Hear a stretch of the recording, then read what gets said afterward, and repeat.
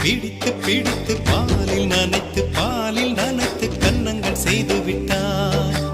உலக மலர்கள் பறித்து பறித்து 2 பந்துகள் அமைத்து அமைத்து பெண்ணை சமைத்து விட்டார். அழகு என்பது ஆண்பாலா பெண்பாலா என்பதில் எனக்கு சந்தேகம் தீர்ந்தது. அழகு என்பது நிச்சயம் பெண்பாலடா. கவிதை என்பது மொழியின் வடிவம் என்றொரு கருத்தும் இன்று உடைந்தது. கவிதை என்பது கன்னி வடிவமடா. மின்னலை பிடித்து மேகத்தில் துடைத்து பெண் என்று படைத்து வீதியில்